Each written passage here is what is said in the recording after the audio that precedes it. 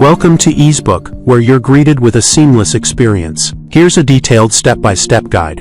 If you already have a login ID, simply navigate to the Go to EEZBOOK tab to proceed further. 2. Select Control Panel. To select Setup. To select Module-wise Setup.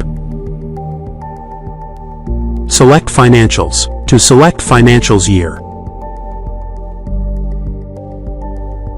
The initial screen presents users with a comprehensive list detailing various financial years. Each entry within this list is structured to include essential information, such as the chronological sequence of the financial year, its respective start and end dates. Additionally, users can readily discern the status of each financial year, along with pertinent details regarding its conclusion.